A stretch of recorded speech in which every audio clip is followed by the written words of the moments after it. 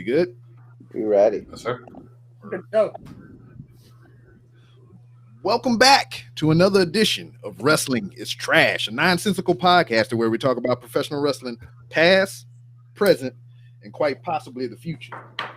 Joining me is a slew of motherfuckers. It's just a drunk motherfucker over here. I gotta get my bearings right. Over here, we got a hurt motherfucker down here. We got a what you want? What kind of motherfucker you want to be? The motherfucker. Yeah. A bunny cake cookie eating motherfucker right here. And we here to catch up. Is look, he done left out. I done offended him. He is the Kurt Angle of our Stone Cold Vince McMahon alliance. Drinking the milk and cookies. But we are here to discuss some professional wrestling. Duh, obviously, right? And catch up. This is like a quarterly thing, quarterly episodes and whatnot. Because Nick can't get his shit together. But don't blame me. Yes, it is your fault. It's all yours. But anyway, nonetheless, we're here to talk about some things and catch up. I would like to let everyone know that the promo in the bank is on the table. Oh, shit. So there's 3 opportunities for your opponents to get cashed in on. And whatnot. So for those of you who don't know what the promo in the bank is, at any given time throughout the recording of this broadcast, any one of these motherfuckers in here can cash in on somebody. And when they cash in, they have to cut a promo of that person's choosing. It doesn't matter what the topic is, no matter how taboo or whatever it may be. They have 1 minute. 1 minute to cut a promo on that topic that is chosen. Coming for you. Oh, yeah. Wait a second. B-Rob, may I interject really quickly? You called the shot. See, Understandable. But I have a question. If somebody does choose to, say, similar to as Nick would do, choose their promo in the bank on me, are they allowed to use a similar topic to the last time they challenged me to the promo in the bank? Let's say, for example, I don't know, for me to induct somebody into the Hall of Fame, a man by the name of Steve Mongo McMichael. So does that mean that he cannot do that again? So your question is, yes, if someone has cashed in the Money in the Bank briefcase on you, Money in the Bank, promo in the bank, correct? Yes. Can they use a topic of previous cash in? Yes. As the topic? Yes. All right. Mr. Bird. Let's put it to a vote. I don't care. I say no. I think it should be something new. Thank you. Very well. Good man. There's no need Whatever, for debate. Whatever. All previous topics that have been chosen in cash-ins for specific personnel are not allowed. They're vetoed. Okay, thank you. Although, Nick, you can't ask that same question to Mr. Bird or myself since you did not cash that in on us previous. I will take that. All right. Very well. What's on your mind, gentlemen? So first thing, let me ask first thing. We haven't done this in a minute. New era, at least in the WWE world. I guess AEW, new superstars too, debuting. But I want to get into the draft quick.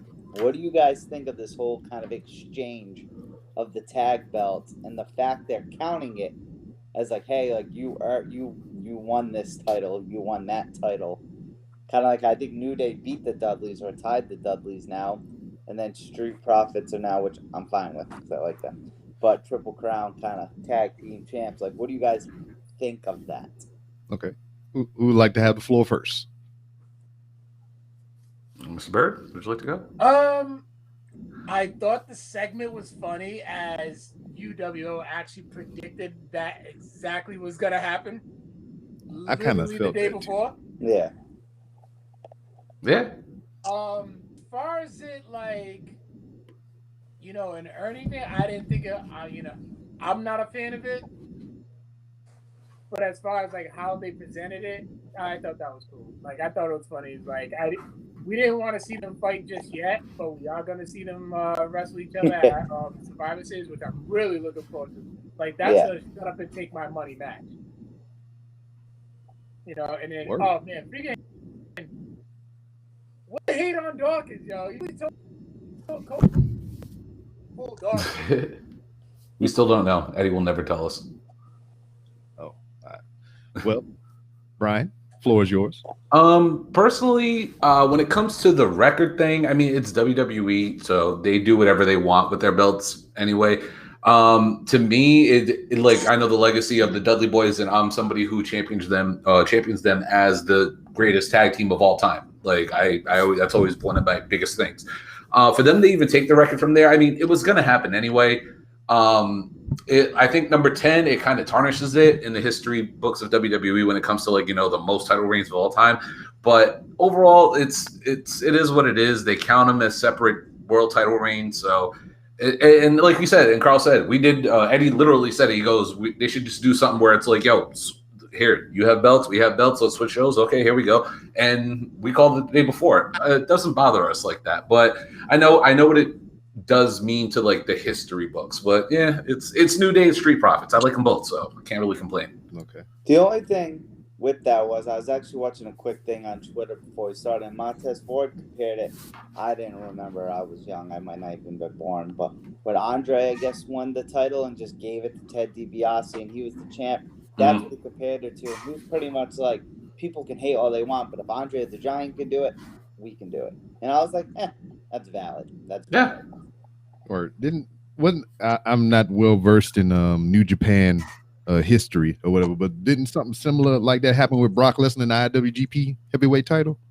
It's like he won it, but he didn't like win it or something. Yeah. So I don't know the circumstances surrounding it, but I know it was something like that. So I don't know. I mean, it's their company. They do what they want. You know, my opinion on the thing, I mean, that's exactly that. I mean, regardless of what you call real and fake, it is a TV show.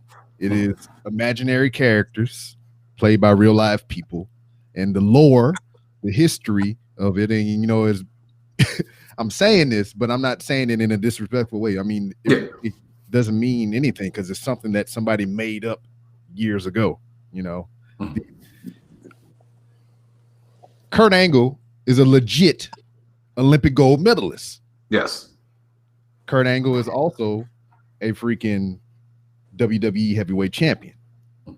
If you were to, I don't know, if there was like a overall world Hall of Fame or some crazy shit like that to where you can induct a person based on their merits, I don't think the WWE title would hold more weight than the gold medal. No. You know, and then, I don't know. I didn't even know what kind of example I could come up with to quantify what I just said, but that's what I said. Goddamn, the whole thing. The whole thing with the Street Fighters and everything, and them changing the belts. I thought that as well. I was just like, man, this is a New Day. They're gonna do some funny shenanigans shit, and I didn't think that since you had champions on either side for either brand, since they switching, they shouldn't have to forfeit their belt or have a match to keep a title that they never lost. True. You know? So I thought that was fine and everything. And then, as we said, they're going to fight each other at Survivor Series anyway. So it's kind of like getting what would have happened anyway in those circumstances. Plus, are they tied with the Dudleys right now? Technically, they were tied with them. Actually, no. I think the switch over, like the night they won it. Yeah, the night they won it, they tied it, and then the switch over counts as one more. Okay, so now they're up one on the Dudleys. All right, so they're going to lose, and they're going to win it back again eventually. I have no doubt in that. So they'll be 12-time champions, but it'll be officially 11. I can live with that. It'll be asterisk or whatever. So but let me ask this: if a lot of the internet is like, this is stupid, blah blah blah. Like I said, I'm obviously the younger guy here, but I remember in 2002 when Bischoff brought back the belt everyone loved, the big gold belt, and just said, "Hey, Triple H, you're my world heavyweight champion." Right. Me, I was young. I was like, "Boo," because he's the bad guy. Boo, so he's the bad man. Obviously, the internet wasn't as popular in 2002, but I guess as fans, did you feel the same way with that? Like, like how you just gonna? Because that's how I look at it. Like, how you just gonna give someone the world heavyweight championship? You can't even have a match where he wins with shenanigans. I don't know. As a child, I believe, or as a younger viewer of professional wrestling, I probably would have felt like, oh, this is bullshit. But now, looking at it with adult eyes, see my spectacles, it's just like, okay, I kind of see why they did that. And then what we talking about, the roster as of current in the current situation of the world with COVID and everything, you know, I'm not really used to. I'm not really intrigued, as in surprise and reveals, as far as WWE is concerned, because there is nobody new that they're going to debut currently. You know, you can say, oh, somebody come from NXT to WWE is new, but no, they're rotating the same crop of motherfuckers at NXT as they're rotating on Raw and SmackDown. You know, and this kind of, I don't think they should have did a draft, because regardless of the case, it's going to be the same motherfuckers every time. You know, and but SmackDown's Raw, you switch this guy to SmackDown, then they're going to wind up crossing paths anyway, because the brand split don't mean shit anyway. Especially right now, because you have a limited staff, so everybody's gonna have to pull double duty and triple duty and all this other bull crap, you know. So but you gotta think though, SmackDown made out way better in that draft. 100% agree. 100%. Because they got that Fox money. They got that the Fox eyes and the Fox money. Like, I don't know how we feel about Orton taking the title off of Drew, which kind of sucks. We don't even need to really touch on unless you want. Oh yes, Drew got screwed because of COVID. But Roman, he got screwed in the sense that for his big crowning achievement in professional wrestling, you know, as far as WWE is concerned, I mean, I'm not speaking for the guy. It's just what I would see as a crowning achievement for him to come to a company, to be saddled with the chosen one, fail miserably, leave, go off, do great things, and come back to win the title that you know, are kind of like was almost gifted to you by Vince McMahon in some sense, you know, some semblance. So that was a crowning achievement from him. What COVID took from him was to have that in front of actual people, you know, to feel the crowd and everything like that. That was taken. But now, with this, him losing it to Orton is only protecting Drew, because there is no winners if you have World Heavyweight Champion Drew McIntyre versus Universal Champion Roman Reigns. Because if it's Roman, it's a bad decision. If it's Drew McIntyre, it's a bad decision. But if you get the belt to Orton, if Orton loses, it doesn't matter. If Orton wins, it doesn't fucking matter. Agreed. You're 100% right. And to me, this is one thing I like. It sucks too, growing up, especially in our generation, when the Survivor Series actually was the Survivor Series. Like, you had the matches leading into like the main event at the end of the night. The Sole Survivors keep going until they got to a quote unquote Sole Survivor. Now it's just bragging rights. It's literally bragging rights. It's what they bragging say rights. every year. It should be called WWE Survivor Series bragging rights, because it's literally Raw versus SmackDown. That's what that pay-per-view was, leading into what it is. They took away all of the tradition away from that pay-per-view, and it's just like, it does nothing for me. Like, yeah, it's cool to see, you know, the champion from this brand and that brand go at it and stuff. It's cool because you're putting these guys in the right position, but it doesn't feel like a special pay-per-view anymore. It's just, it feels like you said, what's the point of doing a draft when we're literally going to have the same group of motherfuckers fighting each other again on a pay-per-view? You know what I mean? It just, that's one of the like things about WWE where I always say it's like, you got the right pieces, but they're not in the right places. You got good ideas, and then you got ideas that are just like, why are we doing this over and over and over and over again and diluting it? And you're running your talent dry instead of surrounding them and building them with like better young stars, because you have a ton of great young stars. And Nick, I totally agree with you when it comes to the two brands separated. SmackDown won the draft. SmackDown won that draft hands down when it comes to like actual on-air talent. If you go person by person, they're like at least 20 guys deep that are upper mid-card, should be main eventers, that are now around surrounding a guy like Roman Reigns. Guys who can work with Roman, guys who can work with him on the microphone, guys who can work with him in the ring and make it look good. You can go through that roster right now, and I know the quote-unquote pick is a guy like Big E or The Rock to be the guy to challenge him at Mania, but you can go the Daniel Bryan storyline. You know what I'm saying? You still got time to, if you really want to, rebuild Cesaro or Shinsuke Nakamura. Like, you got a guy like Chad Gable who just said "fuck Shorty G." You know what I'm saying? Like, you got Seth freaking Rollins. You have the talent built around this guy that SmackDown. I don't care what storyline combination you give me right now. I'm intrigued. Raw, it's a different story, and I always say this about Raw. Raw is a pro wrestling variety show. Oh, yeah. You know, SmackDown, and you can go back into history. SmackDown is a show where it always was truly based on pro wrestling, and it's more of the pro wrestling vibe. You know what I mean? Even going back to the SmackDown 6, you know what I mean? It was always the wrestling heavy show. And now with WWE, with this opportunity they've redone with Roman and like rebuilding Roman and give him Heyman that little side piece or whatever, and this new attitude, and I don't know what they're going to do with the Usos, but you built like the show of the year coming up, leading up to Mania. They're going to have the main event match like at WrestleMania, no doubt. Roman's going to be a part of it. And I think they did a really, really good job on this draft for them. Raw, I don't know about that too much. Yeah. It's you have too many wild cards. There's so much controversy around what happens on Raw. Plus, it's 3 hours. I think SmackDown won hands down easily. You got Fiend shenanigans as well. I'm cool with the Fiend and Orton because this is something that I was actually having a conversation with my father and some of my family members. Bring back the maggots. I know. I called it. I forgot about that in the ring. What do you think's gonna happen? I'm gonna be honest with you. Orton's gonna take it, and the Fiend's gonna start a new program with Orton. It's just what has the Fiend been doing since he became the Fiend? Getting revenge. Everybody thinks that all you gotta do is just get back to that. It was a bad match. What was it? House of Horrors. House of Horrors. House of Horrors match. Hey, driver, take me to the arena. Yeah, and then once Alexa Bliss doing the whole. She's killing it.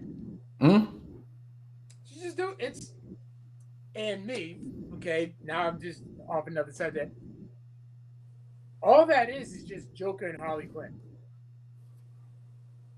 Like the joke, the Fiend is literally the Joker because there's a new. Well, it's not necessarily new. It's been out for a couple of years, and I explained this to Brian at one of our. Hold on, I'm actually looking it up right now. Because, the Fiend is very Joker-like anyway because that reminds me of that series of comics where the motherfucker cut his face off and put it back on. Yeah, that's exactly what the mask reminds me of. Yep, that's exactly what it is. Why the Joker? All right, here we go. And the reason why the Joker cut his face off because in this message it said, "No more masks." Shortly after this, Joker told Batman that he knows who everyone is in the Bat family, and that he had grown bored with their relationship. Cutting off his face was to show that he was had indeed fallen to even greater depths in his insanity, and that he was moving on to the end game. Cutting off his face was a message, as I stated before: no more masks, no more hiding. The time for the truth. And with him and Batman, there was only one way, one truth. One of them has to die. And I said the Fiend isn't another, Bray Wyatt was always like an insane character anyway. The Fiend is just a deeper depth, just a much deeper insanity. And with Alexa Bliss coming into the play and being his twin, it kind of makes sense. That's all he is. That's all it is. It's just the Joker. To go back to the Roman Reigns thing or whatever, ever since Roman came back, killing it with this. Well, yeah. Besides that, but ever since he came back doing what he's doing now, everybody been talking about The Rock. Personally, I don't want to see that shit. But if they do it, there's only one thing that I want to happen. I want the fucking Miz to come in and spoil all that shit. Yes. Because I mean, we're kind of tied. Because if The Rock is involved, it will kind of tied together because of the WrestleMania match with him and Cena and The Rock and so on and so forth. That's the tie to it or whatever, And Miz even having the Money in the briefcase right now, I think it's a good thing. Yes. I don't know so much about the character that he's playing now. I mean, he's always The Miz, but this iteration of The Miz. But him having the briefcase is motherfucking money. So let me ask you guys this. I asked you guys this last time. I want to see if you remember your picks. 2 months away, Royal Rumble. I always ask this. I've been asking Rob this since Mania this past year. I always ask. Like I said. Yep. So I think we agreed on Aleister Black. Oh yeah. Definitely not going to be him, right? But before we get picks, Poor guy. I know, right? They should talk about that. But before we get into picks, female side's hard. I'm going Bianca Belair. But anyway, yeah. But male side, it's hard because it's been rumored since last year they wanted to do Edge and Orton for the title. Mm-hmm. Orton's got the title. And then obviously there's this big Rock thing with Roman. But besides The Rock, I know I'm not a fan of this, but Goldberg still got 2 more years and he has to wrestle 2 matches each. And they didn't get Goldberg and Roman last year. So I truthfully think the Rumble winner is probably going to be Edge. But I don't think he'll be a return like he did this year. Yeah. But it's either going to be Edge or for some dumb reason it's going to be Goldberg. As much as everyone thinks, oh, it might be Big E and Roman at Mania, which I'm all for. Yes.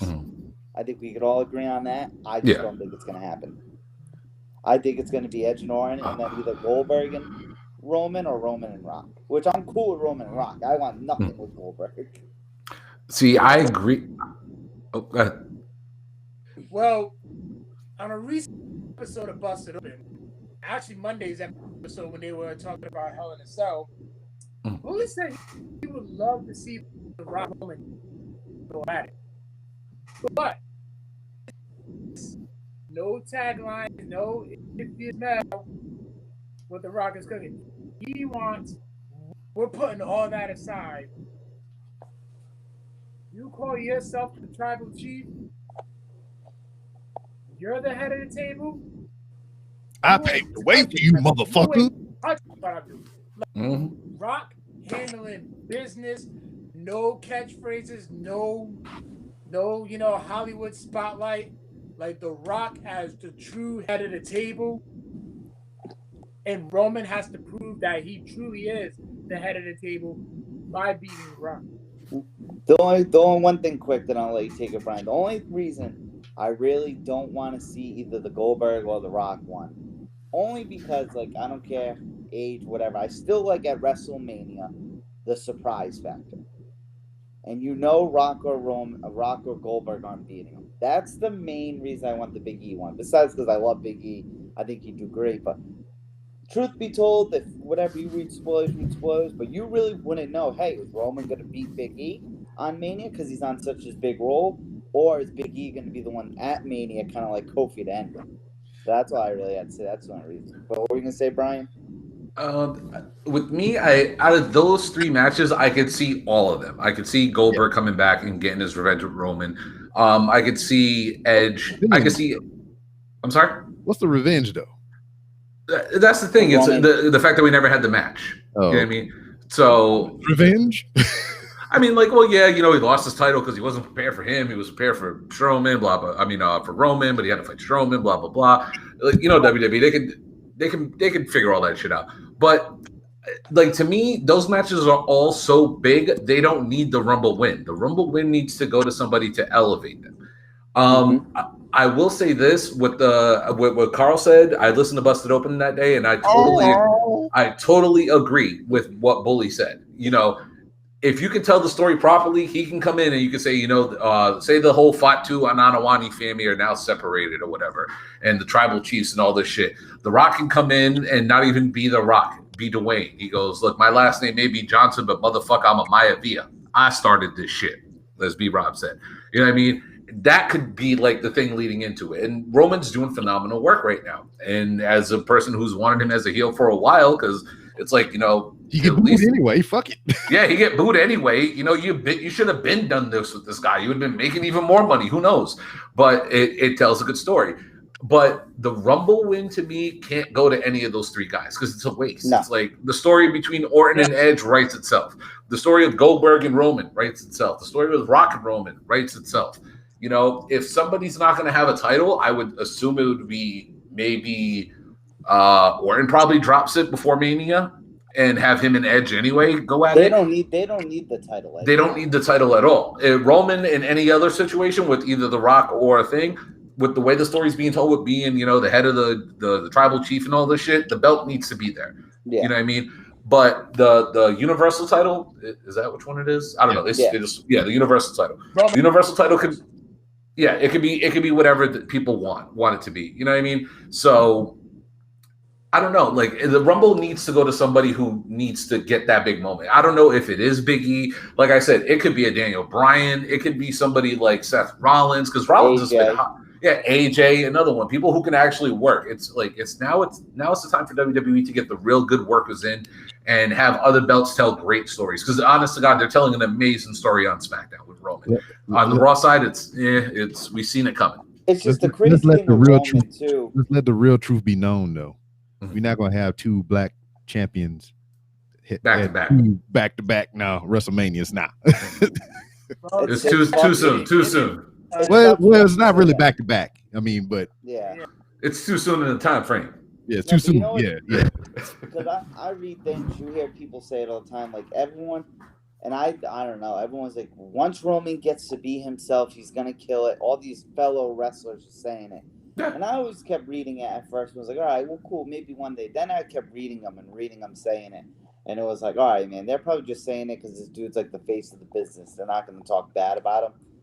But now that he's like let go, like just everything, man, from like, you see if you follow him on social media, which I bet you we all follow him on social media here. Dude's on like a gym frenzy and a food, whatever, meal prep frenzy. Then he got the back tat added.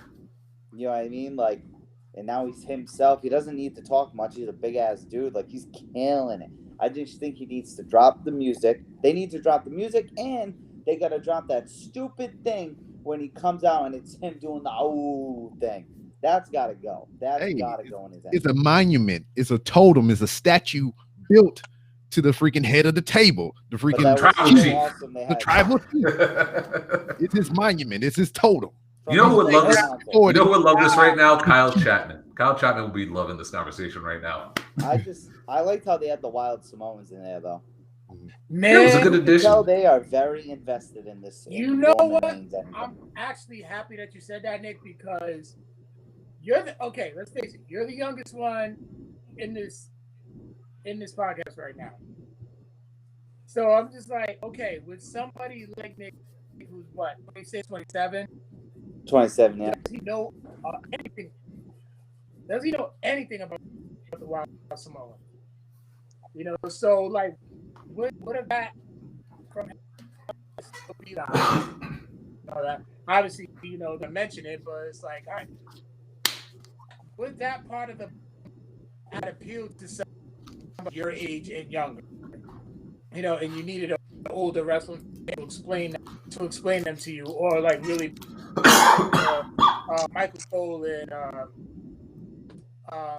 what's his name? Graves to explain that to you. So it's just, you gotta think they're going with Rock. Like, I get it, WWE set us up a bunch of times to not have it, but come on, man, this whole bringing up the family so much. Now you got the Wild Samoans involved, like, you know, because I'll be the one to say it. I know the Usos are going to align with Roman. I know they are. And I bet you within the next, I'd say by at least the end of January, somehow, somewhere, Rikishi shows up. Not for a match, obviously, but he going to show up. But shit, he's still wrestling. He could do a match. Yeah. Really? Yeah, I mean, but I don't know. I'm heavily invested in this storyline. Like, I'll admit it, like, I'm 26, I'm 27, I still like to go out and do all that shit with my friends or whatever, but it's like, yo, like, the past few Fridays, I've been staying home because I want to watch SmackDown, and I'm doing it tomorrow. Dude, would it be so funny? You know, we talk about The Rock, you bring up Rikishi. If there was some exchange between Rikishi and The Rock, he's like, remember when you did it for me? some kind of something. A way to tie it all in. Tie all this up. We tie it all together, especially with the Miz winning at the end. Yeah. we could stay on the Roman thing, but are we all in agreement? We want, or we think Belair is going to win for the women? Yeah. She should. Who else are you going to give the match to? Sasha and Bianca now, unless they go Bayley again. Sasha and Bianca is probably the next biggest match. Did you see her after interview, Sasha Banks, after she won? No. She called out Bianca. Yeah, like, she called out all the new girls and what she said. I'm fighting everybody, Bianca, everybody. You know, That was Good, a good good. match those two had. Those two ladies. I'm going to NXT. I think she said she's going to NXT and everything.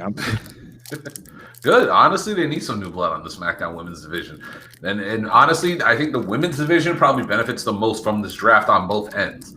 I think the Raw brand got a little bit deeper. I think the SmackDown brand is going to shock people. I would like to get deeper in the women's roster. Wouldn't we all? Wouldn't we all? No, I think the SmackDown division is going to shock people. Yeah.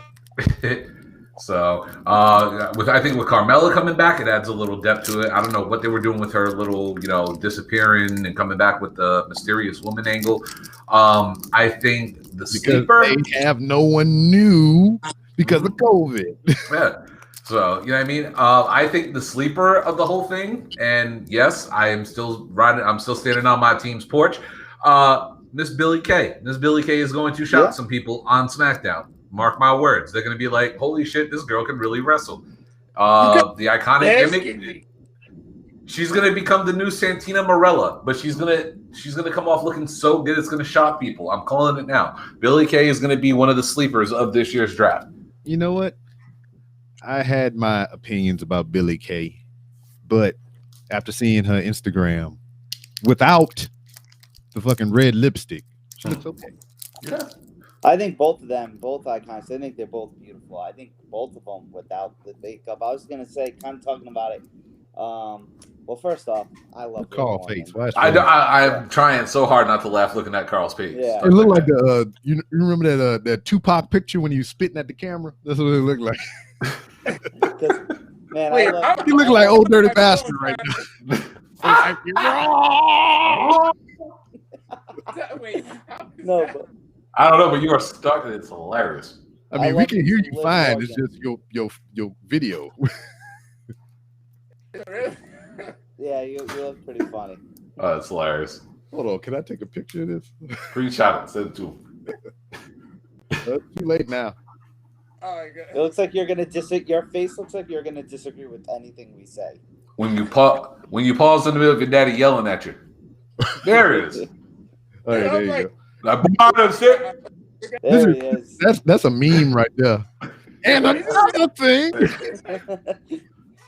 Anytime y'all have a hot take or a wrestling disagreement or whatever, you need to put Carl face up there. Yeah, and like, another thing, why is Lana still going through? It's like Zach Morris sitting there like timeout. Oh my god! Time in. There you go. I knew it was greatness. It was greatness. It was greatness. I think Alexa Bliss and Asuka is going to be good when they do that. Oh, hold on. There you go.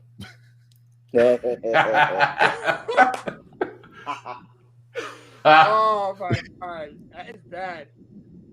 Now listen, boy, I'm gonna tell you something. And just stop. It's another thing. You gotta make that t-shirt. Hey Dana, you gotta make a t-shirt. That is funny. Oh, I would buy that. If it was just Carl's face, I would still buy that. Yeah. But man, I'm sick of Lana going through tables, damn it. Yeah, Lana. I don't, she's in a weird way. In a weird way, I don't think she's long for this company. I agree. I feel like she'll be gone. I mean, I know she signed a new deal a couple of years, but there's going to be something that pops up where they're just going to let her walk.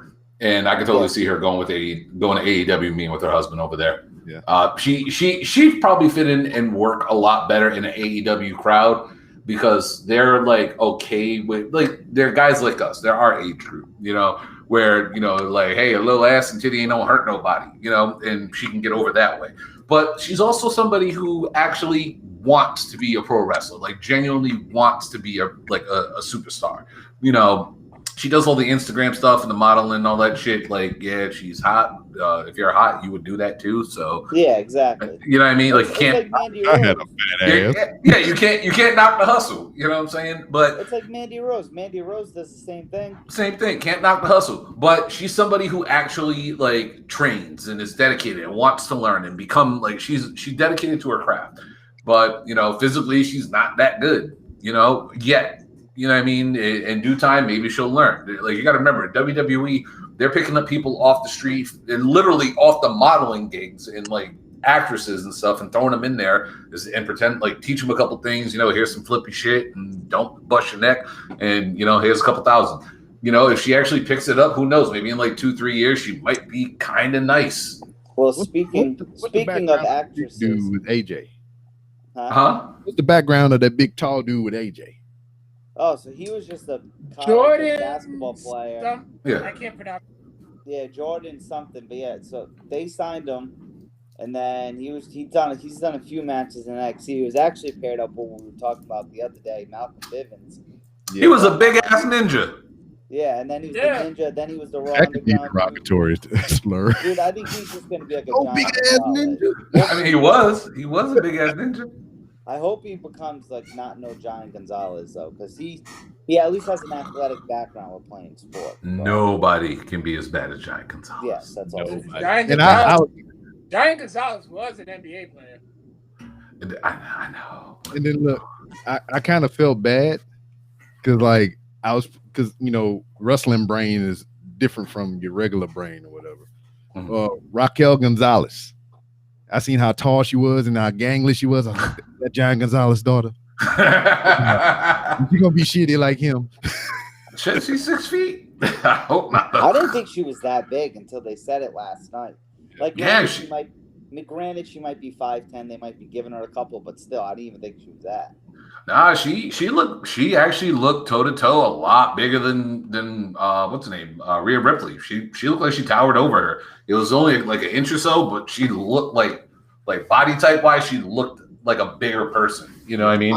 I'm curious to see what they're going to do with this Rumble this year, because their thing ends in the Monday after Survivor Series is the last contracted thing in the Thunderdome. What I'm kind of look at this picture. Oh damn, it fixed itself. Yo, you look like the Undertaker. Yeah, you look like the Undertaker. Your eyes was rolled back and shit. Is that me?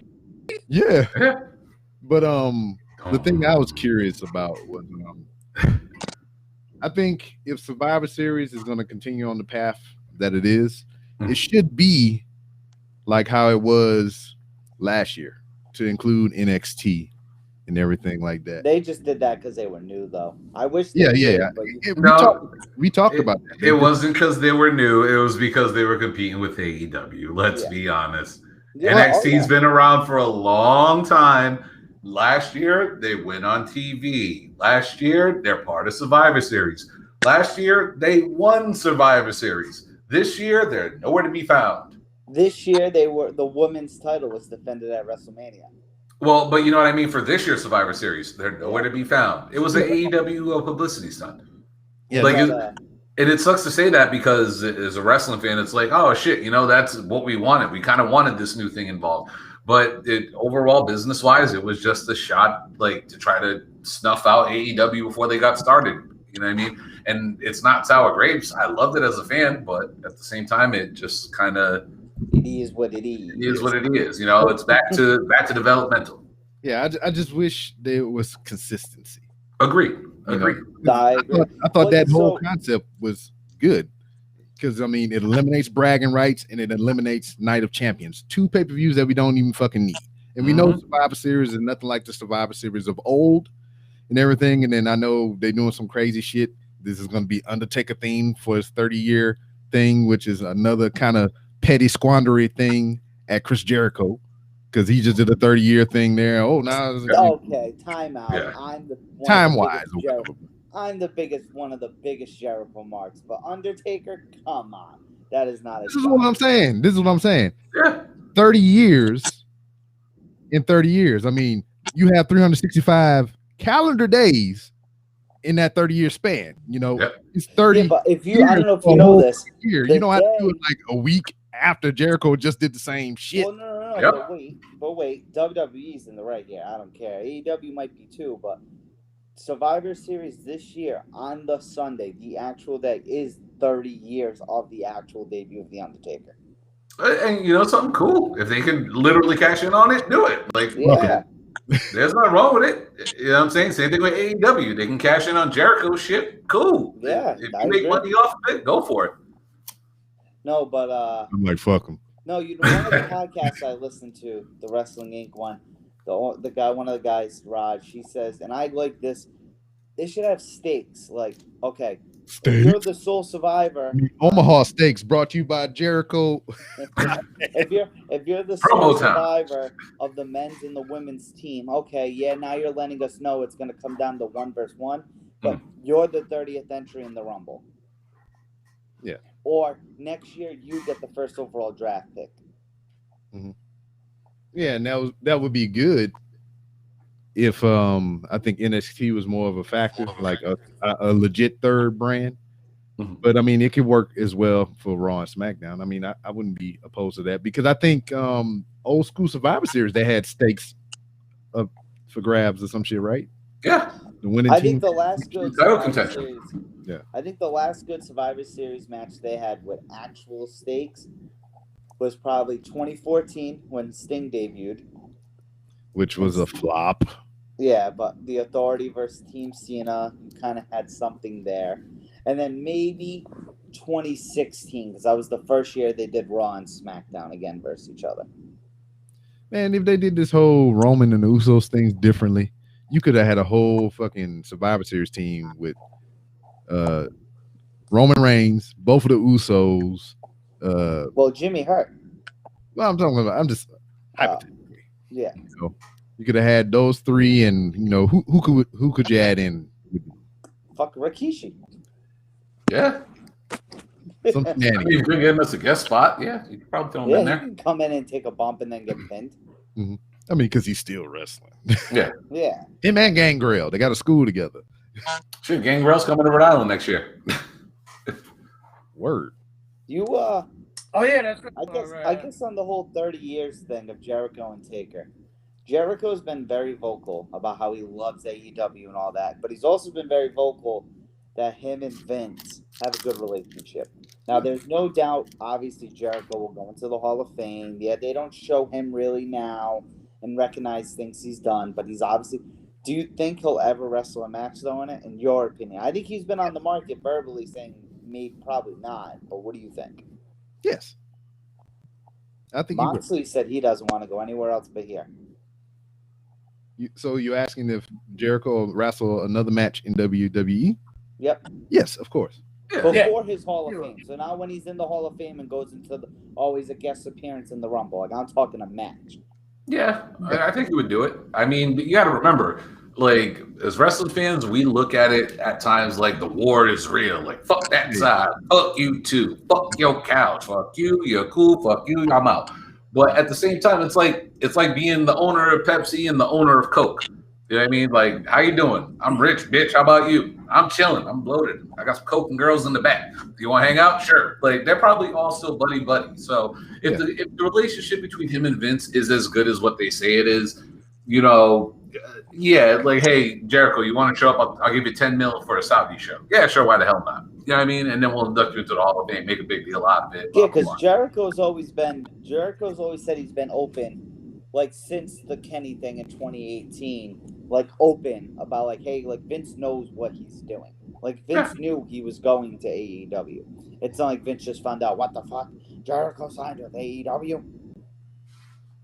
And that's the thing, though. I mean, he didn't have to do any of that shit. I mean, it was a professional courtesy. It was like, hey, you're my friend. I'm gonna let you know this shit. Just like what Edge said in his documentary, AEW reached out to him. You know what I mean? And imagine if Edge would have went to AEW. Yeah, it's all loyalty. I say this all the time because everyone's like, oh, no, he wouldn't do this. Brock can show up at AEW anytime he wants. Oh, I don't think... Look, you done fried his brain. Mind blown. It's like poof. But no, honestly, God, Brock Lesnar can show up at AEW whenever he wants. We all know Brock's quote-unquote attitude in the business. We all know he's a money guy. He's a hired hitman. You know what I'm saying? If it's UFC, he'll show up and take a check. If it's WWE, he'll show up and take a check. If AEW says, hey, I got 10 dates for you, we'll offer you $10 million. Every time you show up, you get $1 million, you get to walk home. Independent contractor. Yeah, Brock ain't loyal like that. Yeah, no, not at all. You know what I mean? So it all depends on some of these I guys think have. that's why Vince always gives them so much money, because I think even Vince probably knows deep down, like, yo, this dude ain't loyal like that. And then, I mean, it's what works best for you, what it all comes down to anyway. Some people think they can't survive without WWE. So that's why you have people that only try to break their fucking back and their neck for WWE. When you have somebody like Jericho, who I imagine off of Fozzy and all his other outside of ventures, is doing pretty well for himself. Well, so, shit, the 28 years he did before AEW. Yeah, because wrestling now to him is more of a thing of passion. He doesn't have to do it, but he does it because he loves it. So what my personal opinion of Chris Jericho is that he is doing this for the betterment of the business. Mm-hmm. Because, I mean, once you have a company like WWE who supposedly has a monopoly on everything, you get the bullshit that we got now. You know, the stagnant bullshit and whatever. You don't get nobody trying to evolve or innovate or do nothing new. And, I mean, I haven't really seen nothing new as occurring from WWE until AEW popped up. You know, changing the cell red, damn, changing the presentation of things and all kind of other stuff, trying different camera angles and all this bullshit. I just like too how Jericho, for a dude who's been doing it, as like you're saying, he don't need to do it. But I don't know if you guys ever watched like his Saturday Night Live thing he does on YouTube. Yep. I only watched the one he did for the 30 years. You gotta think, this dude is zillionaire, spending his Saturday night at 9 o'clock at night, almost every Saturday, sitting there and answering questions from fans. Like, you're not gonna see Taker do that, character or not. You're not gonna see Triple H do that. You're not gonna see Kurt Angle do that. You know what I mean? I'm not gonna say like The Rock and stuff because they're different. But even Stone Cold, you're not gonna see Stone Cold do that. Dude's very passionate, like you're saying, Rob. I'll agree. He's very passionate. I'll say this about Chris Jericho. Chris Jericho is exactly what he said he is. He's a rock star. Like, that's been his character since 1996 when he was in ECW and WCW. You know, he was like that when, you know, he had all this Jerichoholics. Chris Jericho knew what he was doing. This is the guy who strategically worked his career the right way, where, think about it like this. He's never had a serious injury. You know what I'm saying? In 30 years, never seriously injured.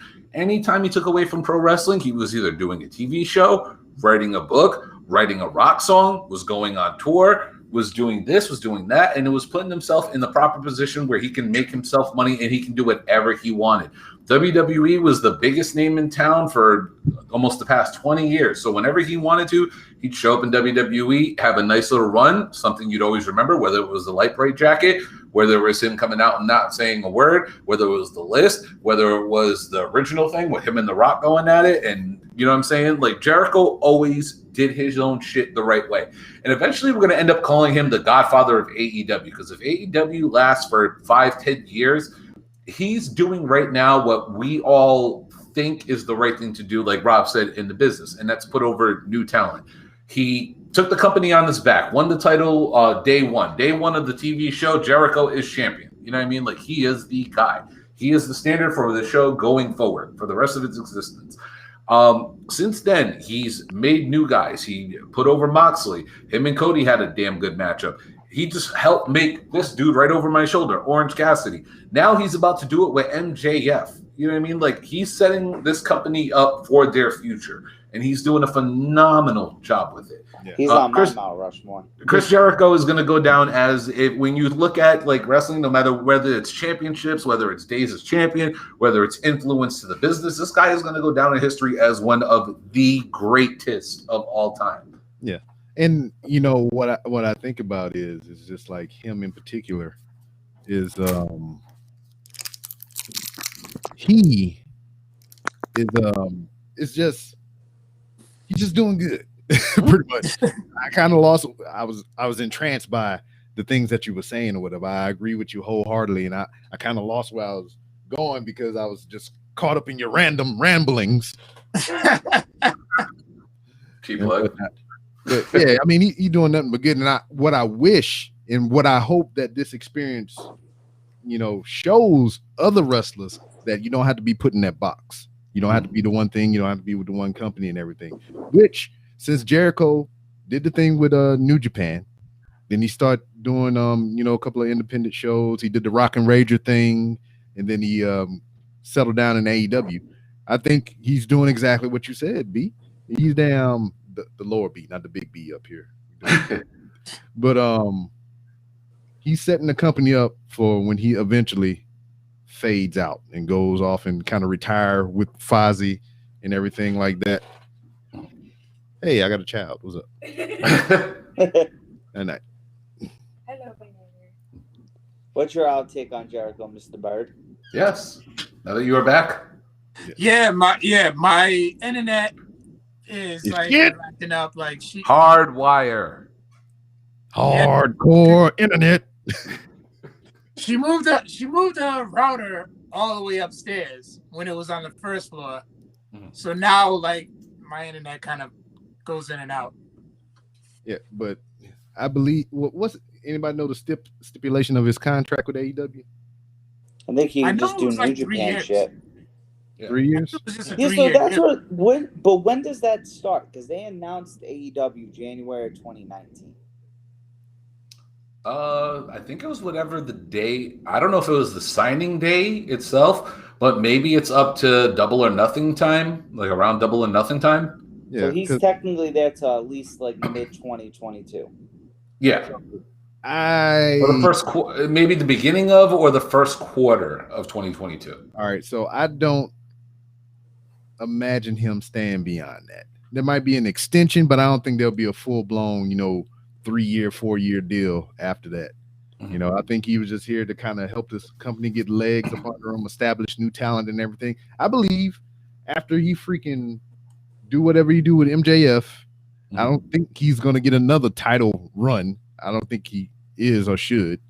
I think, soon after the MJF thing, I don't think the Inner Circle might be long for, as a collective and whatnot. Or it'll be something to where MJF gets into the group maybe, and damn, he kind of weasel his way in with the other ones and they kind of push Jericho out, or Jericho leaves, and then there's struggle amongst them about who's going to be the leader and all this shit, and then they kind of dissolve after that or whatever. I mean, that's kind of Nation and domination. Yeah. I just want Rey Mysterio to get his eye back, damn it.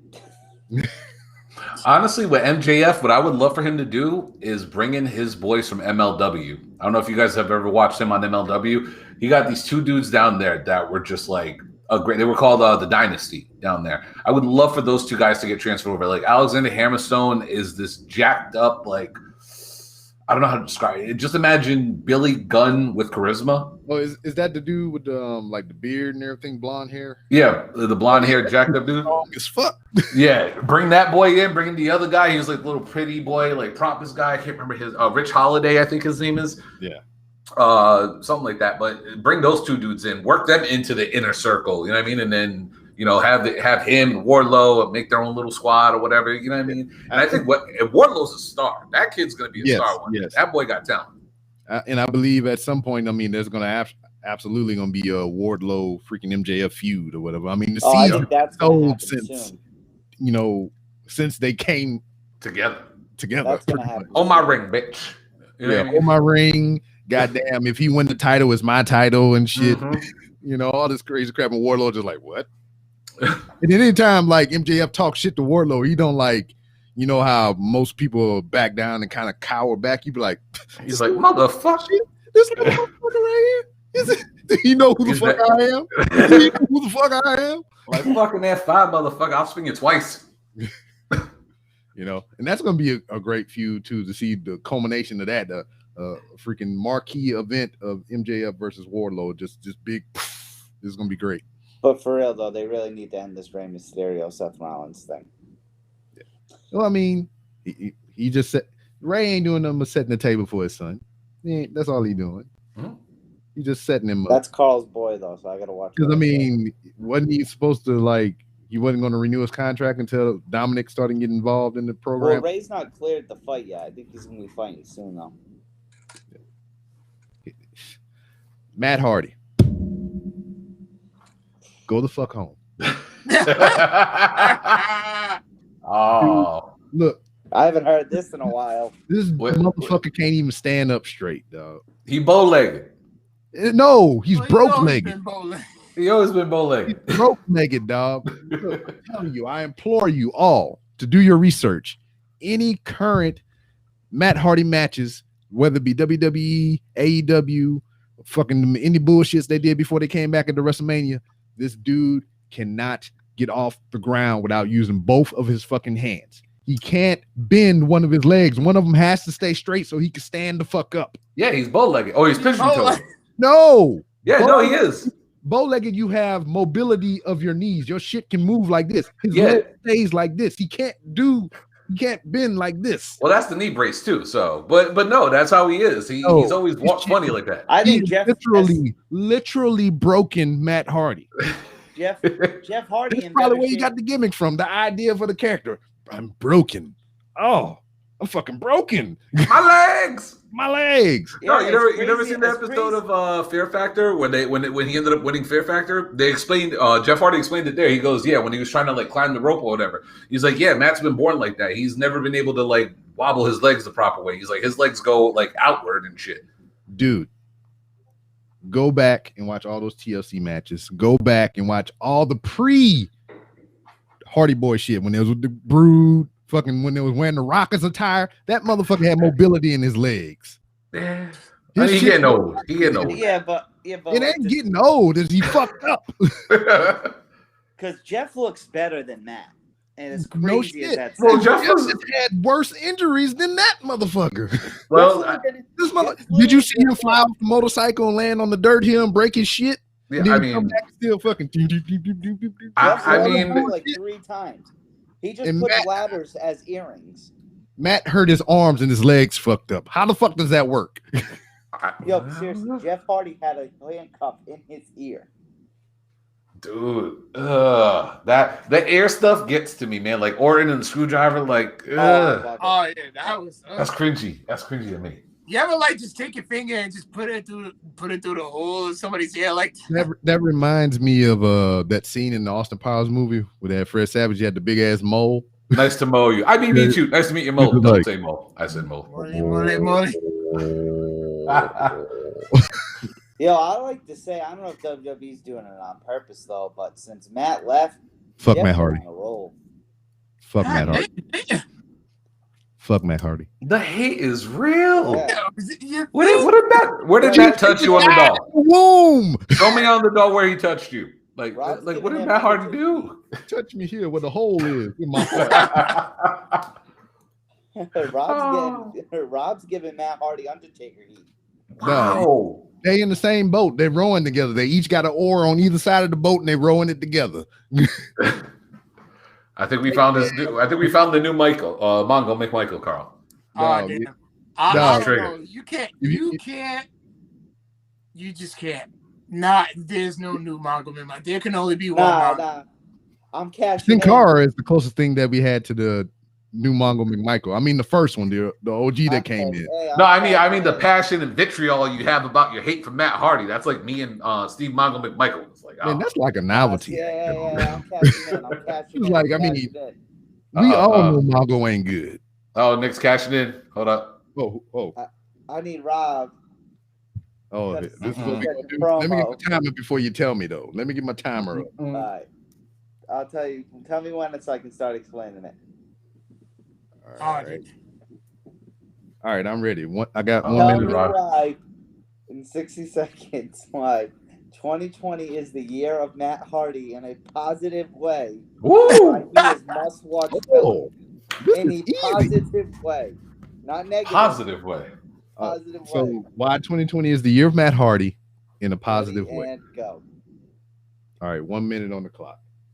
Well, he has had career-defining moments and everything. He was able to come back to the WWE and obtain tag team gold with his brother, Jeff Hardy. He has had another child within the span of his life.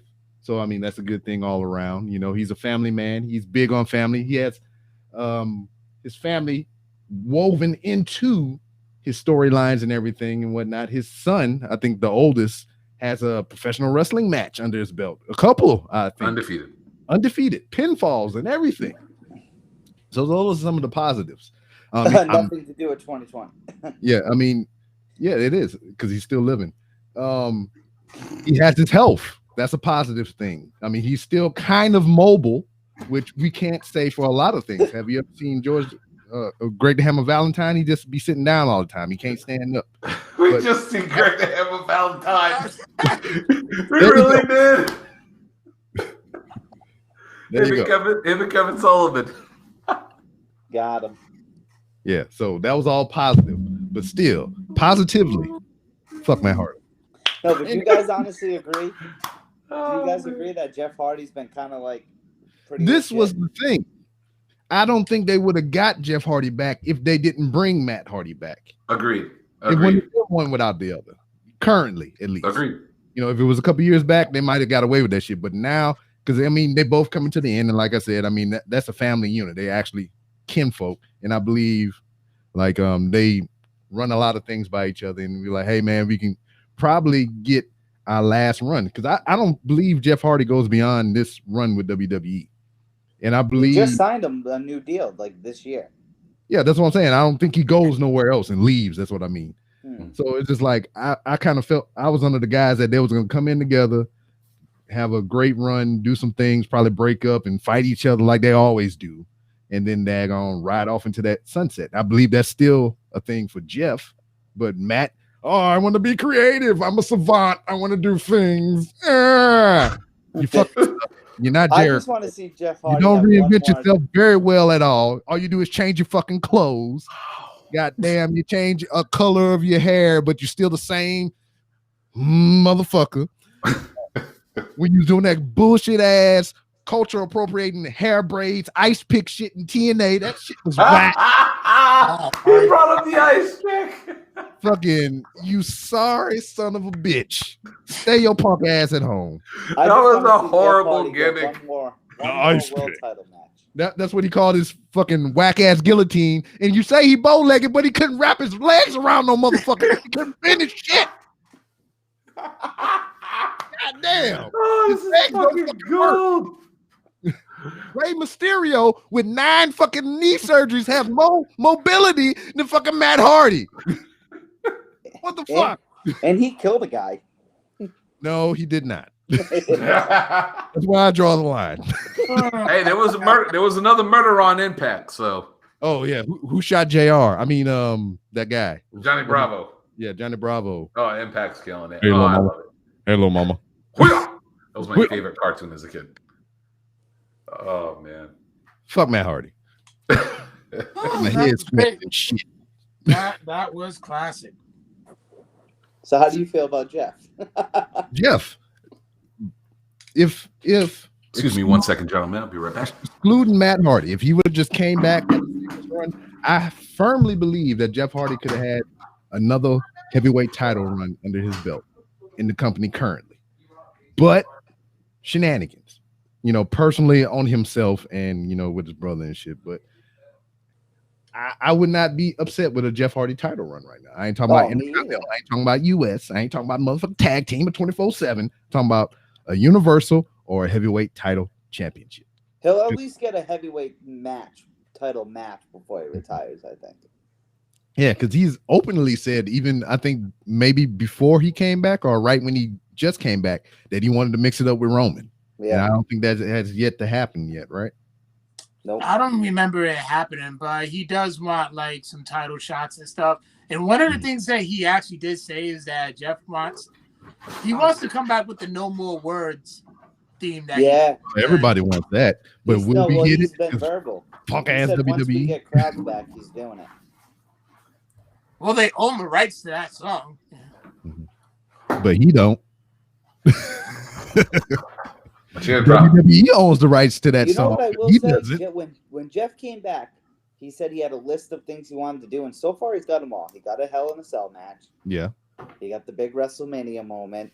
Mhm. He's every year since he's been back, he's had a title, whether Mhm. it's tag, United States, or friggin' Intercontinental. He He's needs. literally he's almost a Grand Slam champion since 2017. Both Raw and SmackDown tag title, United States title in 2018, and this year in the Intercontinental. He literally almost got the Grand Slam again. Didn't he have the European title back in the day? Yeah. No, he already is a Grand Slam champion, but I'm saying on this run alone, since 2017, he's one title short of having it again. Ryan, your thoughts of Jeff Hardy title run? Him going for a world title run? World or Universal, either or. I can see it. I've been championing this for a while. If you're gonna present Jeff Hardy in a light where you consider him a contender, first things first, you gotta change the music. You gotta go back to the No More Words song. That song fit him so much better than, of course, playing the same old Hardy Boy music. It's like how we complain about Roman needs a new song. Yeah. The Hardy Boy song, it's cool, it's iconic, we get it, but they were two separate people. Yeah. See what you did there. But when Jeff actually had his title run, he had the No More Words song. It was showing, Jeff is broken away from that character and is becoming broken. Himself. See? See what I did there? See what I did there? But no, I mean, it would work. I could see Jeff getting a nice little push. Hell, if you want to talk about Royal Rumble wins, what's one thing Jeff Hardy's never done? He's never won a Rumble. Mm-hmm. Or Money in the Bank. Yeah, or Money in the Bank. Yeah, you know what I mean? So there's a way to work that storyline in there and give somebody new a shot. You know what I mean? Like I said, the Rumble is a chance to make a new star. It could be a new story being told to Jeff Hardy. I mean, yes, Jeff Hardy is an established veteran, but it's a fresh storyline that people could get behind. You know what I mean? It's like, oh shit, Jeff Hardy did win it. He never got his WrestleMania moment. You know what I mean? So it could be like his celebration swan song. See? See? What you got? And speaking of right stories, Brian, I'm cashing in on you, man. Surprise, motherfucker.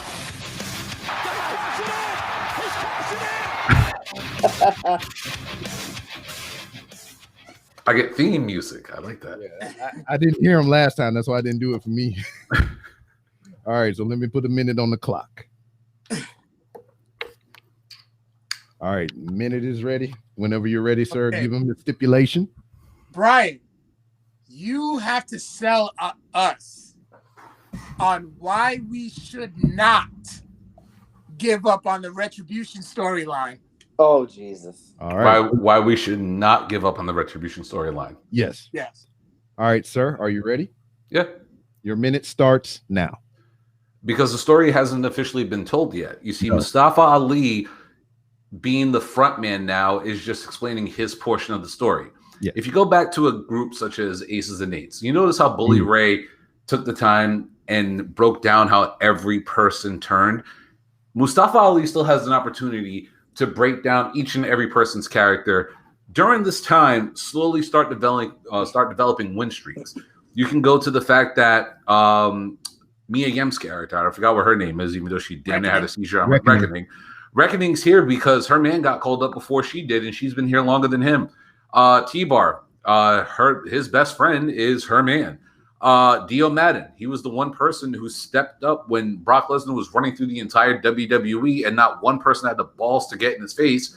He was the one guy who did, and what happened? They treated him like shit. He never had an opportunity to sit there and be an announcer because you threw Jerry the King Lawler when you're sitting here doing a reboot. Slapjack, his tag team partner, and that's time. I'm done. Thank you, ladies and gentlemen. I'll be back next time. Slap nuts. A minute ain't shit. I know. So should we consider that in the future for 2 minutes? No. I mean, the rules must be adhered to. You know what I mean? The rules must be adhered to. I know. What didn't we start off with like 30 seconds or something? No, it's always been a minute. I think it's always been a minute. We definitely went up to a minute because I think we was getting burnt out in 30 seconds. Like we couldn't even get through the laughter and the chuckles before damn. By the time we finished chuckling and shit, 30 seconds was gone. But with the freaking history of the promo in the bank, Surprise, I'm cashing in as well. Mr. Bird. Oh, new challenger. Look, he's so surprised that his face got stuck. Oh no, never mind. So, sir, you have a minute and you have some selling as well to do. But you don't have to sell it to me or Nick. You have to sell it to Mr. UWO down there. You have to convince him that Mongo McMichael is the greatest professional wrestler to ever live. Sir, your clock is up. Would that be technically a repeat? Oh, hit the button. Push the goddamn button. Are you ready, sir? You ready? Your minute starts now. Mongo McMichael. Sell it to him. He is simply the greatest. Why? Because he had the privilege, the honor to throw this up. Okay, he was a member of an elite group known as the Four Horsemen, along with Ric Flair, along with the Enforcer Arn Anderson, and along with the another wrestler whose name shall forever be nameless. But he was able, and not to mention, he had Miss Deborah McMichael, the woman whose tasty cakes and puppies that we wanted to see ever since the Rock Bottom pay-per-view, when we got teased and then the Blue Blazer came up and then ruined that all for us. But not to mention, Steve McMichael has the charisma to the point where he has a day of the week dedicated to you with hashtag Mongo Mondays. If he was perfect end. That's time. That was a perfect end. B-Rob, I'm cashing in my promo on the bank on myself. All right, I need a minute on the clock. It's never been done before. It's never been done before. I'm cashing in on myself. I need a minute on the clock because I'm going to rebuttal everything Mr. Bird just said about why Mongo is a great superstar. All right. Hit the button. I'm ready. Your minute starts now. All right. Let's talk about the Four Horsemen, the four men that he threw up. All right. We're talking about a group that a guy was damn near, with all due respect to Arn Anderson, was crippled and had to leave the group. He had to be the replacements in the group. He was the guy who's a quote-unquote murderer, a guy with a man of 1,000 holds, and there was a guy that had 1,001, all right? So it was the worst version of the Four Horsemen, all right? He was also popular around the same time as the Yeti. See what I did? I'm tying it into Halloween Havoc, ladies and gentlemen. All right. Now we're going to talk about Deborah McMichael. All right. First off, they were damn near divorced by the time they were put on television. All right. He lost her to Steve Austin. He lost her to one of the biggest superstars of all time. And this isn't wrestling related. This is probably bigger cock, whatever. All right. He lost her to that too. All right. We're going to talk about he's great. This is horrendous. This is horrible. This is just as bad as a Mongo Monday. Fun fact. That's why it's on a Monday, because nobody likes Mondays. My time's up. I just want to say I got away without having to do one. I saved you time, Nick. Save you time. Yeah. Never been done before. Somebody cashed in on themselves. That's right. First time. He did seppuku, harikari. I finger poked the doom myself. See? I didn't have it's like Mankind going against Cactus Jack. Lay down. Okay. That was fun. I can't do Mongo, man. I can't. You can't defend this. You know, Mongo is more mobile than Matt Hardy. We need to start. I'm going to start this new thing called Matt Hardy Monday. Fuck you. And I'm going to tag Robin. You know what? Yeah, it'd be Matt Hardy Monday, and then you just be holding pictures of the Undertaker. If you really want to get me mad. No, you know what you do? You send a video of him climbing a ladder every week, and then the next week him trying to get up on the top turnbuckle, or him getting up from a ladder spot. Just unathletic shit. Yeah, just watch his legs. They don't work. Just send me leg pics of Matt Hardy. Here you go. Why, see how they both got Undertaker and Matt Hardy in the same. Wow. And look, that was like, did you text him that? Did you tell him that? I just don't get the hate from Matt Hardy. That's Procreate, right? Yeah. Yeah. I love that shit. Yeah, a lot of great work. Another good one is Adobe Draw. That's another good one. It's free too. Really? I like that one because the only real thing, sidebar. The only real thing that I like about the Adobe Draw over the Procreate, I mean, Procreate is an overall better app, but it's just small things in Adobe Draw that I like. So like in a Procreate, if you make a circle and you want to fill it in with a color, you drag the color down and it'll fill it in, right? On Adobe never Draw. Tried it. Huh? You never really tried it because oh well, like say you draw a circle and you want to color it in black. You can the color circle at the top. You just hold your pen on it, bring it down, drop it in there, boop, and it'll just fill it in automatically. You ain't got to shade it or do nothing crazy like that. In Adobe Draw, the same feature. You make a circle and you want to fill it in a certain color. You just hold it You just hold it in the circle and it'll fill it in automatically. You know, just make sure all your lines connect. And that has been Procreate Talk. Learn something new every day. But so I think we need the Undertaker Matt Hardy match. We all want to see. Dude, no lie, the way I think I told you this many times. The way I envisioned it since, when I actually enjoyed the Undertaker being in the ring, the way I envisioned him going out is him and Kane. That's the way I envisioned it. Big WrestleMania match. They haven't done it in a long time. A Buried Alive match. They fighting over the freaking grave and everything, and they do the damn thing where everybody think they're gonna choke slam each other and shit, the little neck grab, and then some newcomer, some up and coming guy that they're gonna be the man after them, just knock them in together, bury them both, retirement, they gone. That's how I always envisioned it for decades now. So what do you honestly think is going to happen at Survivor Series? It's already known Undertaker's having a spot. He probably won't wrestle because he's made it known. I don't think he wants to anymore. But what do you think he does?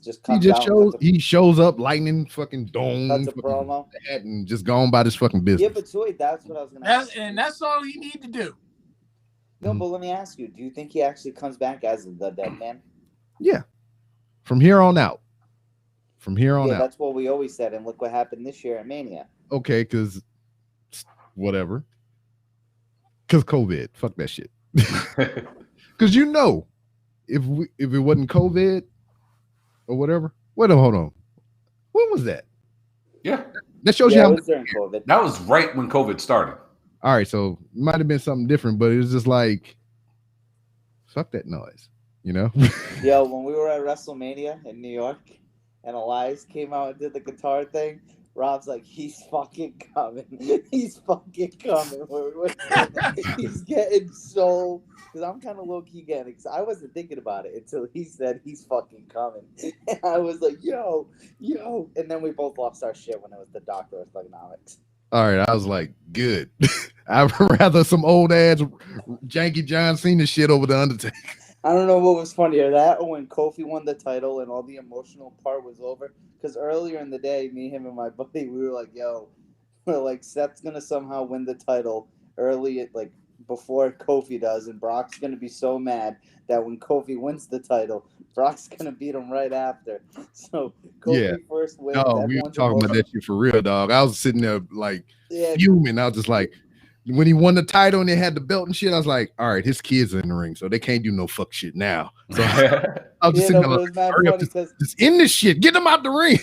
But you know something? He got him back in October. Exactly. It was Beast in the East, too. Yeah, so we did predict I remember. But it was just funny because Rollins won in the beginning, and Rob's like, "No way, it could fucking happen." I was like, "No."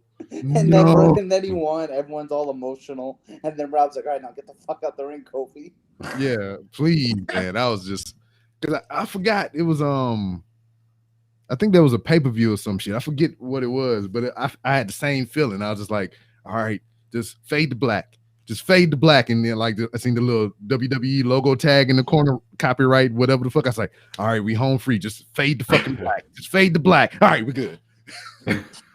Yo, they do that a lot more now. They'll put the thing at the bottom, and then the show isn't over. Mm. It's a good teaser. A lot more.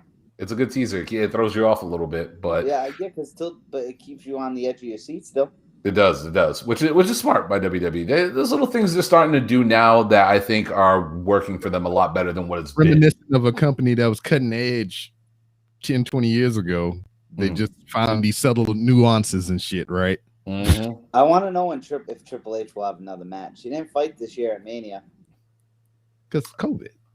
I think he'll have a retirement match. I think he'll probably have one last go around, but I think for him it's time to focus on NXT. He should have Johnny Gargano. And that's all he's been. That's pretty much all he's been doing. Like, when was Triple H's last match? It was Saudi Arabia. Saudi, yeah. Yeah. No. His last match was the one we saw against Batista. I thought Saudi was after that, though. Yeah, so he had a Saudi. Fought Randy. He fought Randy at Saudi. Yeah, he had another Saudi match from there. But no, I mean, Hunter, he knows his role. Like, now it's like, all right, now I got to prove to the old man. But wait, let me ask you: do you think? granted, he will. I don't see him retiring in that situation. What do you think's more like better? I guess better. Like say a retirement match against Finn, because you'd like to think Finn's kind of like his low key pride and joy. You brought him back to NXT, made him champ again. He was big on him and like KO and Gargano, right? If they had a match like that at Mania, or if you went out on a takeover. I'd rather see the takeover. Personally. That would be more monumental, and that would do more for the brand than him, anywhere else doing his fucking Raw, WrestleMania. I think that would have more impact him doing that at an NXT takeover than it would at a WrestleMania. That's a really good outlook on it, and honestly, I'm wholeheartedly I'm with that one. I'd rather see him do that at takeover than at like a WrestleMania. If he did it at Takeover Mania weekend. Yeah, and I think like the hierarchy of people like Triple H, Stephanie McMahon, Vince, Shane, all the motherfuckers are gonna be in the Hall of Fame, but it'll be like some old shit. It'll just be like Triple H has long gone from being an in-ring competitor. I think Triple H might probably get inducted after he died. He ain't gonna damn do it while he living. Oh yeah, Triple H gonna be a 3-time Hall of Famer because he'll get probably going for Evolution. No. Oh yeah. No. Evolution, the 50 world championships between 4 guys and they're throwing groups in there now. No, I can see Evolution going in. I love them. I love them. You know what? No. I take that back.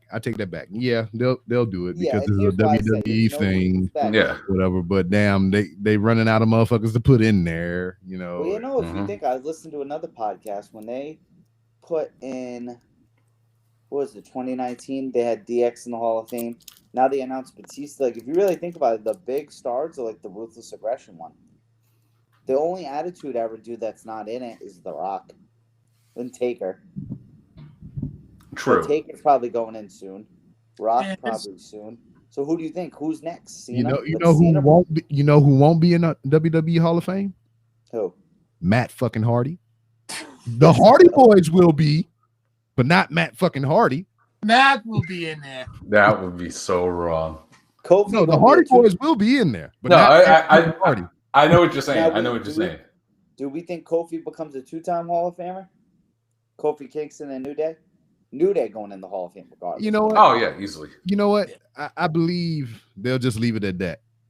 Because I believe, out of all the factions and stables and groups that we've had over the years and decades of WWE, I think the New Day is something a little bit different. They haven't had a breakup like, oh, we fighting and shit, we mad at each other, and that's just a different group altogether. I put the New Day as a group a tier above any other group before that. I mean, other than the iconic ones or whatever, but like the New Day is just like a whole nother level. It's just like they're their own thing, they're their own lane. And they're one you talk about all of them. They're the Freebirds of their generation. That's what they are. They stand out. Yeah, they stand out. They had their own set of rules. There were 3 guys, 3 African American men. Let's not forget that part of it because it's a big deal when it comes to the New Day. 3 African American men who took a risk on themselves in a career, or at a time in their career where it was shaky for everybody. Woods was damn near getting ready to be fired. Kofi was just floundering in the mid card. Big E was brought up too early with nothing for him. He started off as Ziggler's like right hand muscle dude, and they wouldn't even let the guy talk. You know what I'm saying? But down in the kitty and yeah.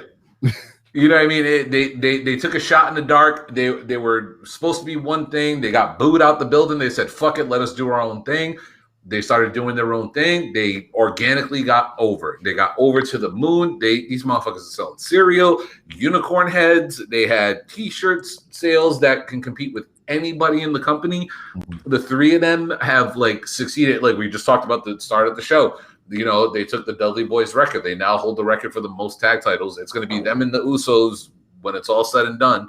And then you had the big moment with Kofi, and everyone's hoping for a big moment with Big E. And low-key, Xavier Woods is the guy that nobody really talks about out of the 3 dudes in the group. But outside of WWE, the guy's building his own platform when it comes to the video gaming world. Hell, G4 is about ready to come back, and this man is campaigning to be on the network. You know what I'm saying? Yeah, he actually said that one of the things that he wants to do when when his wrestling chapter in his life is done, he wants to bring back the show Nick Arcade and be the host. Mm-hmm. And this is a guy. Again, Nick Arcade was a show back on Nickelodeon in the 90s. Yep. It has Nick's name in it, kind of. I know that. I used to love Nickelodeon, but I don't think it's the in your Shield time goes bracket. in as a group. Back in my day, we didn't have Nick Arcade. As a matter of fact, you know something, B-Rob? I've been wanting to tell you this for the longest time. During your stream, when you cut away and you had a little dude, after these messages, be right back. Yeah. I popped so hard. I'm like, oh shit, I remember that. Wrestling aside, that shit just it touched me right here. Just know. Yeah. I'm trying to figure it out. I have all of those bumpers. I have all of them. I have the one with the dog and the fire hydrant. I have all them shit. Oh man. It just brings back Saturday afternoons, man. Nickelodeon. Do you guys think Shield goes in as a group? I don't think so. Nah. Well, I mean, they can, but it'll be like way down there, way down on the end and whatnot. And then shit, probably, even if because I don't know. Better question: will CM Punk go in there? Yes. Yeah. You think so? I'll put money on it. He's like, yes. Think so? I'll put money on it with. Yeah. And another thing, you gotta pop the picture up. Yeah, I saw you posted it on Twitter already. Yeah. I'll say within the next 10 years. Okay. Now, all right. Closing things. If we can, we'll go around the horn real quick before we close it out. Fantasy stuff. I mean, with the product currently as is, with the storylines in place as is, everything falling where they are right now, what would you like to see and what would you change? So we're gonna go to Carl first. With everything as is, if you can change something or something that you would like to see come of what's going on currently, what you got? Damn, I wish I had more time to think about this one. What I would like to change. Damn, Mike. I mean, you don't have to, but if you like things as occurring, what do you want to come of what's going on? I mean, obviously, I think everybody would love for Raw to go back to 2 hours, but obviously, I think that's just something that USA would want. I would like for Raw to be a much more wrestling-based show, and I like to see more of the 205 Live guys. Like, I look at the roster, there's only like 5 of them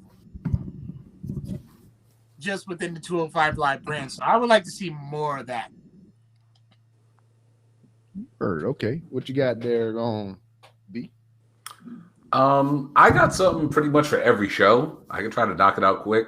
For Monday Night Raw, freshen up the talent pool. Don't keep the same 3 or 4 guys in the top scene for 7-8 months. You know what I'm saying? You got to start bringing some more people up to, the big guys levels. AEW Dark, keep doing what you're doing, promoting young talent and giving opportunities to independent wrestlers who aren't working right now and getting them some TV time and getting them some notoriety. Impact Wrestling, keep doing what you're doing. Don't change a fucking thing. You guys just had another murder on the show. Okay. I am intrigued. You had me intrigued with Wrestle House. You had me intrigued now with the Whodunit. Okay. It was Colonel Mustard in the ring with a hot dog and a candlestick near his ass for some reason. You know what I mean? Impact, just stay Impact. NXT, if you're going to be the wrestling show, show the world why you're the wrestling show. Stop, playing it. Stop counter moving what AEW does. Just do what you used to do and just be entertaining with your wrestling.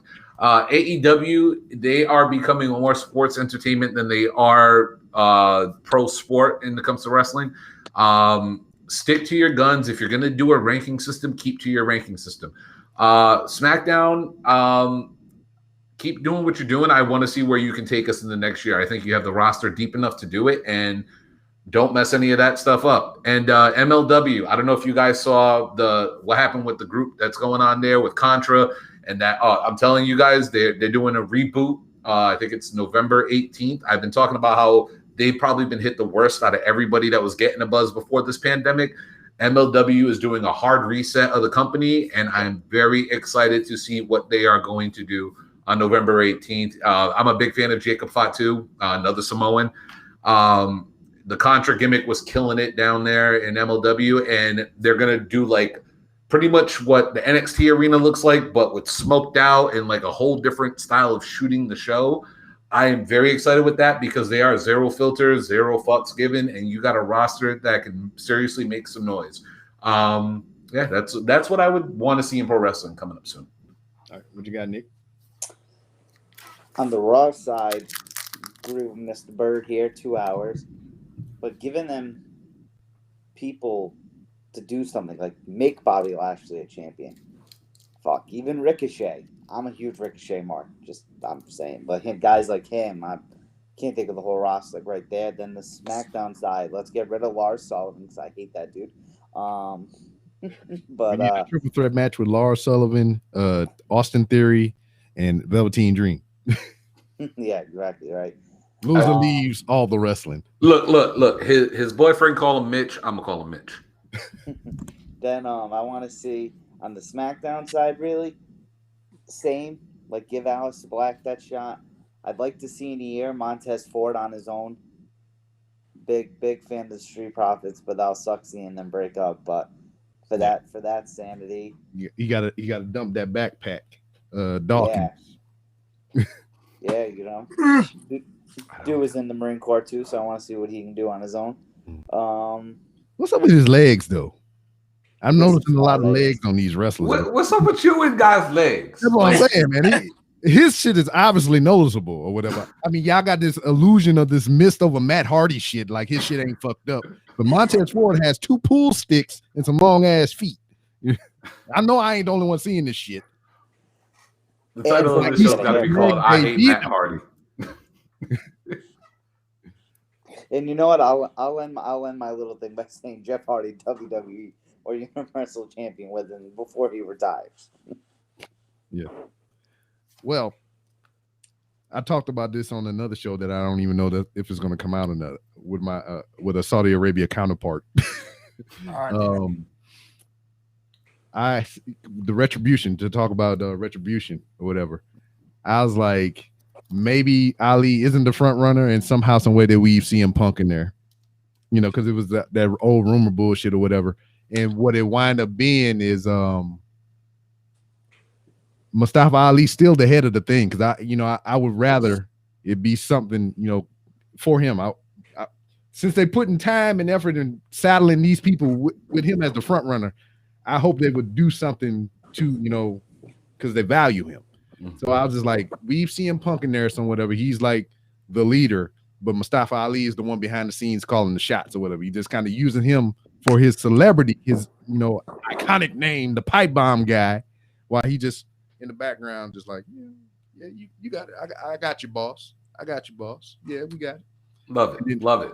You know, it'll be like CM Punk like, hey, yeah, go fuck this motherfucker up, and Ali be like, yeah, go do what he said. You know, you got it.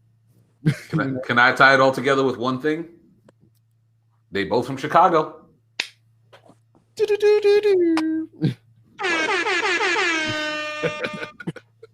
Mongo Mondays.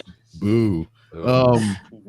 But yeah, I haven't been watching enough consistently to say if I want anything to change or not. I mean, I vaguely catch what's going on with the Retribution thing and the Hurt Business. The Hurt Business, I thoroughly enjoy. The MVP shirt, I'm getting that shit. We all say that. I am getting that shit, and I don't buy wrestling shirts like that. Only if it's a special occasion. And I just seen that shit. I was like, I want that shit. I want you, and I got to have you. The easy way, or we're doing the hard way. Hard way would be asking my wife to buy it, but the easy way is me to buy it and not say nothing. But I just finished the G1 not too long ago, and I'm intrigued with what's going on over there. See, so for those of you who don't know, spoilers. Kota Ibushi won the G1. Yes.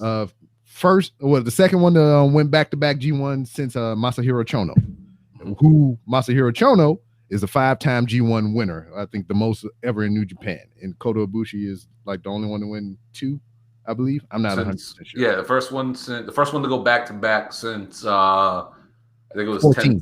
2014? No, 2005. Yeah, 04. Yeah. 4 and 5. Back then, yeah. All right, yeah. So I'm excited about that they're giving him another shot, and I believe this time that he is going to actually win the championship. Because before, when he was primed to do so, Kota kind of was doing Kota shit. We all seen the video. This motherfucker shooting himself in the chest with Roman candles. He left to go do the WWE Cruiserweight Classic. And like his status within the company of New Japan wasn't never certain. So they would give him limelight and spotlight and opportunity, but they would never pull the trigger on him because his future wasn't for certain. Especially now with the, when there was emerging with the AEW thing, and a lot of people, including myself, too, thought that when Kenny left, he was going to leave too. So that they treated it as that. They gave him opportunities only for him to lose and not really pull the trigger because they didn't know where his loyalty lied. Kenny and him left. He stayed. He renewed his contract. He reinvested in the company, and now they have more faith in him. And it shows in the matches and performances that he's been putting on and whatnot, all the wins that he's been racking up. So from what I get from the English commentary, they is just weaving an interesting story with Kota Ibushi, and I'm just waiting for that tonight. Wrestle Kingdom coming up here. Cannot wait. So I can see him kick a lot of ass, take a lot of names. And that's all I got. Fuck Matt Hardy. They hate on Matt Hardy. I still don't get it. Yeah, yes. Gravity hates on him too. He's fucking. That needs to be the photo for this episode. Yeah, exactly. Gravity hated Mongo too. Why do you think he can never hit a shoulder tackle? Shit. Mongo had happy feet. He had 2 left feet. Why? And they were happy. Why is he not taking the signs? Every time Matt Hardy gets some momentum behind him, which is weird to say, he hurt himself or get hurt. Why is he not taking that as a sign? Why are you not taking that as a sign to go the fuck home? Hey, who knows? This might be the last one. Maybe it puts Sammy Guevara over. Please. Sammy Guevara, that's another thing. But please go the fuck home, Matt Hardy. Anyway, gentlemen, it's been a pleasure to have you with me this evening. This has been another episode of Wrestling is Trash. We're going to go around the horn once again and let everybody know where they can find you on social media. Mr. Bird, you first. Yeah, you can catch me at Mr. Bird 1027 at all social media platforms, and you can also catch me on the Codex Prime podcast on all streaming. If you had a stroke with him, you're like, oh. So yeah, that's what you can find me also on their social medias as well at Codex Prime Podcast on Instagram, Codex Prime Cast on Twitter, Codex Prime Podcast on Facebook. We're everywhere. Brian, what you got? You can catch me personally on my Twitch page. Shout out to B-Rob because you're over here. There you go. It's been a while since I've been streaming. Had a little surgery thing, got a little scar right there, but I'm feeling good. Feels good to play some video games again. You can catch me also every Sunday night on our UWO podcast page on Facebook. We go live and do our show, UWO Podcast. We at 97. We almost at 100, which I'm actually surprised we made it this far, but God damn it, 100's a... Thank you. If the gentlemen were here, they do it too. Shout out to Kyle Chapman and Eddie Ortiz, my cohorts for the UWO. If you want some merch, hit up Crafty Canto Cuts. She got all your UWO as well as DJ Mr. Bird merch as well. That's where you can holler at us. Find us on Twitter, UWO401, Instagram, UWO Pod. And thank you. It was a pleasure. Neat. I'm boring. This is the only podcast I do, so you can follow me on Twitter and Instagram at Nick Anicelli. Very hard to spell, so if I'm not tagged in something, probably won't find me. His name is by his face if you see the video. And you know who I be, the BROB here. Ooh. 1, 2, 3. See, I'm rhyming. Freestyle. Mixtape coming soon. Bars. Fuck Matt Hardy. You can find me on social media at 3R Show on Twitter. Find me on Twitch as well. Look for 3R Show. And anything that I may have missed, you can find on randomrob.com, to where you can find every single episode of Wrestling is Trash and everything else and shit. One last thing before we go. Thank you for listening, and fuck Matt Hardy.